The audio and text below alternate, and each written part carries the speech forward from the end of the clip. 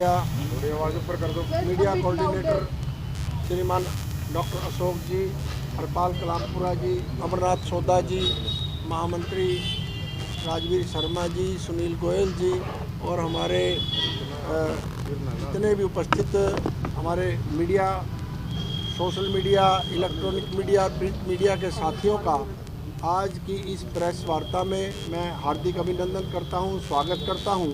आज जिस प्रकार से हमारी केंद्रीय सरकार का बजट पेश हुआ है, हमारी वित्त मंत्री निर्मला सीतारमण जी ने आज इतना अच्छा बजट पेश किया है, उसके लिए मैं हमारे प्रदेश प्रवक्ता श्रीमान वीरेंद्र चौहान जी से आग्रह करूंगा कि वो आप सबके सामने आज के बजट की बातें रखें। वीरेंद्र चौहान जी। ठीक है। आज केंद्रीय बजट आदरणीय जो हमारी वित्त मंत्री हैं निर्मला सीतारमण जी, उन्होंने प्रस्तुत किया।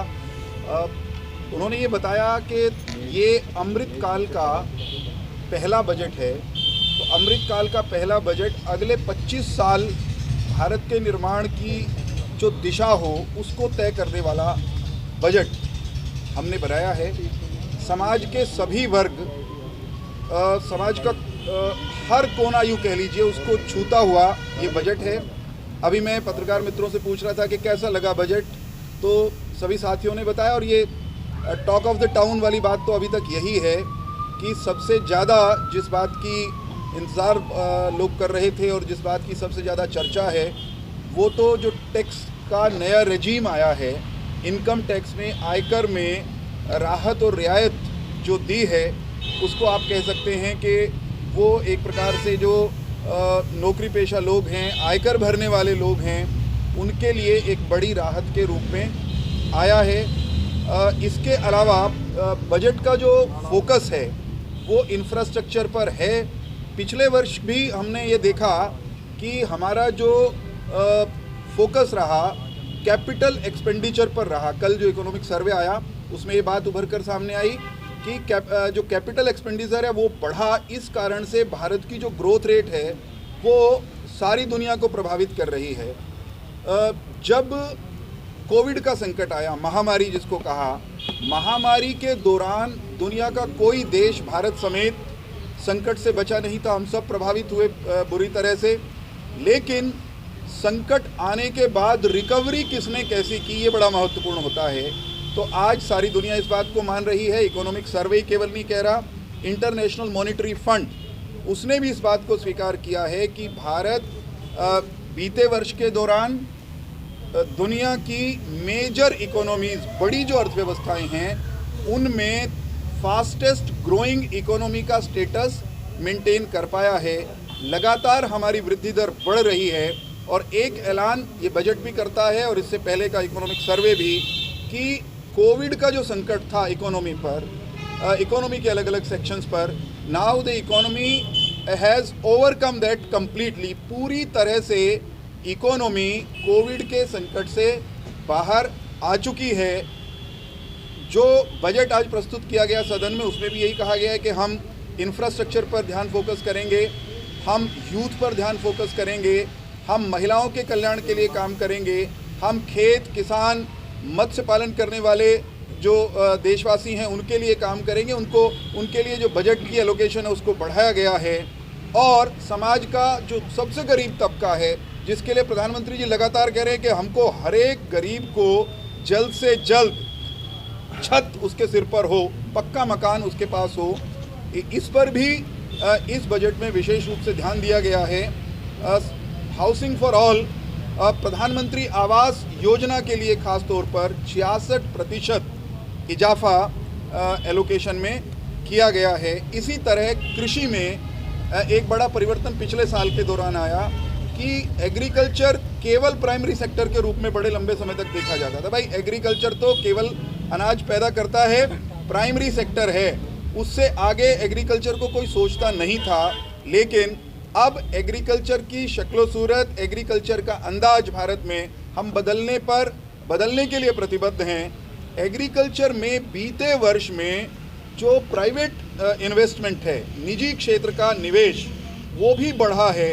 और अब हम खेती को केवल भारत के लिए अन्न देने वाला अन्नदाता उसको नहीं देख रहे, हमने ये भी कहना शुरू किया है कि खेती में एक्सपोर्ट का पोटेंशियल बहुत है। एक्सपोर्ट का पोटेंशियल कब बनेगा? उसके लिए एग्रीकल्चर में स्टार्टअप्स खड़े हों, उसके लिए एक विशेष फंड वो भी सरकार ने घोषित किया है। उस विशेष फंड से एग्रीकल्चर सेक्टर में छोटे छोटे नए स्टार्टअप्स बनेंगे और आने वाले दिनों में खेती, जो कि भारतीय अर्थव्यवस्था की जान प्राण तो है ही, लेकिन अभी हाल तक उसको केवल प्राइमरी सेक्टर के रूप में हम देखते थे, वो एक्सपोर्ट आधारित, एक्सपोर्ट केंद्रित क्षेत्र इस नाते से भी बनेगा। हेल्थ पर भी ध्यान दिया गया है। पिछले जब से हम सरकार में आए हैं, जब से जितने मेडिकल कॉलेजेस बने हैं, 150 से ज़्यादा, शायद 157 मेडिकल कॉलेजेस हैं, सरकार ने कहा कि हम हर मेडिकल कॉलेज के साथ नर्सिंग कॉलेज ये भी बनाएंगे। इसी तरह जो हमारा ट्रांसपोर्ट का इंफ्रास्ट्रक्चर है, उसके लिए जो आउटले है उसमें भारी वृद्धि की गई है। तो शिक्षा हो, रोजगार तो इन सब चीज़ों से जनरेट होने वाला है ही। समाज जीवन का, राष्ट्र जीवन का हर क्षेत्र, उसमें बजट एलोकेशन, उसमें वृद्धि यह बजट करता है। और ये एलोकेशन जो बढ़ी है, इसका जो सेंट्रल थीम है, फिर से दोहराऊंगा, वो इंफ्रास्ट्रक्चर पर निवेश है। क्योंकि जब ढांचागत सुविधाएं बढ़ती हैं, बुनियादी सुविधाएं बढ़ती हैं, तो वास्तव में बजट, अच्छा बजट उसी को हम कह सकते हैं। ढेर सारी ऐसी चीज़ें हैं इस बजट में जो आने वाले दिनों में, आने वाले वर्षों में भारत को, जो कि हमारे कार्यकाल में 5वीं अर्थव्यवस्था हुआ करता था जब हम आए 14 में, जब नरेंद्र मोदी जी ने काम संभाला, वहाँ से छलांग लगाकर हम 5वें नंबर की अर्थव्यवस्था के रूप में आज आ गए हैं। हम बढ़ कर के हम टॉप इकोनॉमीज़ में शिखर पर पहुँचे। हम अंततोगत्वा उस दिशा में इस बजट को ले जाता हुआ देश को देखते हैं। सर, किसानों की और रोजगार की इतनी बात नहीं हुई जितना देखा गया, और कांग्रेस भी यही आरोप लगा रही है, किसान शब्द गायब था, रोजगार शब्द गायब। देखिए, जुड़ा एक बड़ा क्षेत्र है, महत्वपूर्ण, जिस पर फोकस भी रहा है, मैं उसका भी जिक्र कर देता हूँ। मैं पूरा बजट डॉक्यूमेंट पढ़ने की तो स्थिति नहीं, वो तो काम वित्त मंत्री जी का था, परंतु एग्रीकल्चर से जुड़ा हुआ एक बड़ा क्षेत्र है जिसका सीधा सीधा लाभ मुझे हमारे अपने हरियाणा के गाँव को भी मिलेगा। वो है प्राइमरी एग्रीकल्चर, जो क्रेडिट सोसाइटीज़ हैं, पैक्स जिनको कहते हैं, सहकारी समितियाँ, सहकारी ऋण देने वाली संस्थाएं, वो बहुत अभी तक पिछड़ी हुई थी। उनका इंफ्रास्ट्रक्चर रिन्यू नहीं हुआ था, उनका कंप्यूटराइजेशन नहीं हुआ था। वो सिलसिला शुरू कर दिया गया है। देश भर में खेत को होगा, मत्स्य पालन के लिए जो पैसा बढ़ाया गया है उसका लाभ किसान को होगा, पशुपालन का जो आउटले बढ़ा है उसका लाभ सीधे तौर पर किसान को होगा। रूरल डेवलपमेंट को फोकस, जितनी चीज़ें हैं वो डायरेक्ट इनडायरेक्ट वो किसान के ही खाते में जाती हैं। देश तो किसान का है ना, अधिकांश लोग, हम आप गांव के रहने वाले हैं, किसान हैं, तो किसान को सीधे तौर पर इन चीज़ों से फ़ायदा होने वाला है। मैं तो देखिए, एग्रीकल्चर का बदलता हुआ स्वरूप, ये बड़ी महत्वपूर्ण बात है। एग्रीकल्चर केवल अगर खेत का तक रह जाए, अनाज पैदा करा और मंडी तक चले गए, किसान को ज़्यादा लाभ नहीं होता। लेकिन हिमांशु भाई, भारत का किसान वो एक्सपोर्टर भी हो जाए, वो स्टार्टअप शुरू करके वो मिडल ईस्ट को, दुनिया भर के लोगों को अपना फूड आइटम्स प्रोसेस करके भी बेचना शुरू करे, भेजना शुरू करे, तभी उसकी आमदनी का बढ़ने का सिलसिला वैसे वाला होगा जैसा अब तक नहीं हुआ, जिसकी हम कल्पना और करते हैं और सपना देखते हैं। तो एग्रीकल्चर भी है। ये तो सारी पॉजिटिव बातें होगी, काफ़ी सारी चीज़ों के रेट बढ़ने भी वाले हैं इस बजट के बाद। देखिए, बहुत सारी चीज़ों के रेट घटेंगे, कुछ चीज़ों पर टैक्स थोड़ा बहुत बढ़ा है, तो हर बजट में कुछ चीज़ों के रेट वो घटते हैं, कुछ चीज़ों के बढ़ते हैं। लेकिन बजट का मूल काम होता है इकोनॉमी की ग्रोथ की डायरेक्शन को सेट करना, ग्रोथ के इंजन को फ्यूल देना, ग्रोथ के इंजन को फ्यूल, ग्रोथ के इंजन को ईंधन वो देने की पूरी व्यवस्था इसमें की गई है। कुछ चीज़ों के दाम नहीं बढ़ेंगे, सिगरेट पर या कुछ ऐसी चीज़ों पर अगर कुछ कर नहीं बढ़ेगा तो खजाने में प्लेटिनम सिल्वर सब पर बढ़ रहे हैं। मैं तो ये कह रहा हूँ ना, कुछ चीज़ें तो बढ़ेंगी ही, कुछ सस्ती भी होंगी। हमेशा किसी भी बजट में आज तक किसी ए ने, बी ने, सी ने, जिसने भी बजट प्रस्तुत किया होगा, सब कुछ कोई सस्ता कर पाए ऐसा संभव नहीं होता। ग्रोथ हो, इस पर फोकस है, ग्रोथ आधारित, ग्रोथ केंद्रित बजट है। हम अपने आने वाले वर्षों में लगातार हमारी ग्रोथ रेट बढ़ती देखेंगे, ये इंश्योर करने वाला बजट सरकार ने निर्मला सीतारमण जी ने प्रस्तुत किया है। रोजगार पे मैंने बताया, ये जो जब आर्टिफिशियल इंटेलिजेंस का युग है, डिजिटाइजेशन का युग है, डिजिटाइजेशन पर पूरा फोकस है। खेत और किसानी की भी डिजिटाइजेशन होगी और आर्टिफिशियल इंटेलिजेंस के लिए देश भर में कई एक्सीलेंस सेंटर बनाकर हम जीवन के हर क्षेत्र को आर्टिफिशियल इंटेलिजेंस का लाभ आने वाले दिनों में भारत में देने वाले हैं। स्कूलों पर कुछ खर्च होगा सर? अभी आपने कहा दिया स्कूलों के ऊपर कुछ खर्च होगा जी? आती है, ये वही लोग कह सकते हैं जिन्होंने हरियाणा में बने हुए नए हाईवेज और एक्सप्रेसवेज पे अपनी गाड़ी नहीं दौड़ाई। सुनिएगा, सुनिए तो सही। स्पेसिफिक कोई बात है तो उसका जिक्र कर सकते हैं। मैं ये कह रहा हूँ किलोमीटर टोटल, आज ये आंकड़ा 38-40 किलोमीटर रोजाना का है। तो एक्सप्रेसवेज और हाईवेज को देखकर हमारे केंद्रीय जो मंत्री हैं नितिन गडकरी जी, उनको लोग सड़करी और पुलकरी कहने लग गए। इतने हाईवेज, एक्सप्रेसवेज उन्होंने बना दिए। तो ट्रांसपोर्ट इंफ्रास्ट्रक्चर में तो गजब का इजाफा हुआ है। और जब अच्छी सड़क बनती है, अच्छा हाईवे बनता है, अच्छे बस अड्डे बनते हैं, अच्छा रेल का इंफ्रास्ट्रक्चर बनता है, तो ये ग्रोथ का इंजन भी बनता है और रोजगार देने का इंजन भी बनता है। एयरपोर्ट तो सबको चाहिए ही ना आने वाले दिनों में। एयरपोर्ट्स जितने हैं उतने पर्याप्त नहीं हैं। नए एयरपोर्ट जहाँ जहाँ बनेंगे, अपने अपने क्षेत्र को, वहाँ के विकास को गति देंगे। कारण दुनिया से कनेक्ट होना ग्लोबल मार्केट में बड़ा महत्वपूर्ण है। तो एयर कनेक्टिविटी अगर भारत की बढ़ेगी तो हमारे खेत को भी लाभ होगा, हमारे नौजवान को भी लाभ इससे होने वाला है। सर, एजुकेशन सिस्टम को क्या मिलने वाला है? उनका 2.5-3 लाख रुपए का एक पैसा नहीं कटा है। उनकी पूरी बीमारी का पैसा उनके खाते में आया। केवल ये तो दूसरा अभी लेटेस्ट जोड़ दिया। नहीं, अब ऐसा नहीं होता ना पहले से। अभी जितना भी पत्रकार, लंबा समय इंतजार भी तो करा सर, जितना भी 1 साल लगा सर पूरा।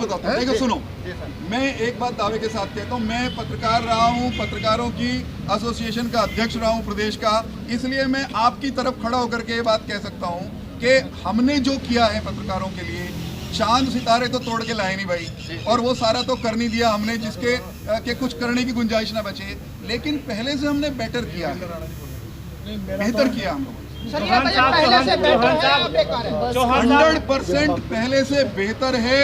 पहले से हर सेक्टर का आउटले बढ़ा है और ये बजट भारत में भारतीयों का और भारत में दुनिया का विश्वास बढ़ाने वाला बजट है। चौहान साहब, अभी आपने सभी कैमरों पर बोला कि पत्रकारों के लिए आपकी सरकार ने किया है, लेकिन हम आपको बता दें कि जो करनाल में मीडिया सेंटर है उसकी दीवारें ही नहीं है। दीवार रहित है। अच्छा, एक काम करते हैं, मैं उत्तर दे रहा हूँ, मुझे उत्तर देने दीजिए। मैं ये कह रहा हूँ कि अगले 7 दिन के अंदर उस बिना दीवार वाले मीडिया सेंटर में मैं और आप बैठ के बात करेंगे और सारे इश्यूज को मुख्यमंत्री जी के मीडिया कोऑर्डिनेटर बैठे हैं, उससे पहले ये और हम मिलकर सब ठीक करेंगे। पहले मीडिया सेंटर भी नहीं था कभी, उससे पहले सरकार में कभी मीडिया सेंटर भी नहीं था। मेरा सभी अनुरोध है कि जलपान लेकर जाएं। सीतारमण जी ने बजट पेश किया है और बहुत ही अच्छा बजट है और लोक लुभावना बजट है। और उस बजट के अंदर किसानों के लिए, व्यापारी के लिए, कर्मचारियों के लिए और गरीब लोगों के लिए सबका ध्यान रखा गया है। जिस प्रकार से जो कर्मचारी या कोई भी लोग जो आयकर रिटर्न भरते थे, 7 लाख रुपए तक की उसमें छूट दी गई है। MSME में जो कार्य करते हैं, जो छोटे उद्योग चला रहे हैं, उनको भी 3 लाख रुपए तक के उसमें आयकर उसमें छूट दी गई है। तो इस प्रकार से हर वर्ग का ध्यान रखा गया है। और ऐसे जिस प्रकार से पिछले 8 साल से माननीय प्रधानमंत्री जी के नेतृत्व में केंद्र की सरकार चल रही है, हर साल एक से एक नए जो प्रोजेक्ट लेकर आ रहे हैं, जो लोगों को ध्यान में रखते हुए, आम जनता को ध्यान में रखते हुए जिस प्रकार से योजनाएं केंद्र सरकार की चल रही हैं, ये अपने आप में बहुत सराहनीय कार्य है। उसके लिए मैं वित्त मंत्री जी का, माननीय प्रधानमंत्री जी का बहुत बहुत आभार व्यक्त करता हूँ। धन्यवाद। लेकिन 5 लाख तक जैसे कि पहले छूट मिली थी, लेकिन अभी फिर से 5% एक स्लैब बना दिया गया है, क्या वो सही है? एक मिडिल क्लास के लिए बहुत बड़ी प्रॉब्लम है ये। नहीं, देखिए, पहले जिस प्रकार से 5 लाख तक का था, अब वो 7 लाख। जो लोग सरकार में नौकरी करते हैं या प्राइवेट में नौकरी करते हैं, जिनको 5 लाख रुपए के बाद इनकम टैक्स देना पड़ता था, उनको 7 लाख तक की छूट मिली है। अपने आप में बहुत बड़ी बात है। यदि हम पिछले 2-3 साल पहले जाएं तो ये 2 और 2.5 लाख रुपए तक की सीमा थी। अब ये सीमा पिछले 3-4 साल में जाके ऑलमोस्ट डबल हो चुकी है। ये अपने आप में बहुत बड़ी बात है, बहुत राहत की बात है। और एक सैलरी जो एक आम इंसान पहले 25,000 रुपये के ऊपर टैक्स नहीं लगता था, वो भी एक मिडिल क्लास के लिए तो बहुत बड़ी मतलब फ़ायदेमंद नहीं है। देखिए, टैक्स कुछ ना कुछ लगेगा तो देश तरक्की करेगा। देश की जो रेवेन्यू आएगा टैक्स से ही आएगा।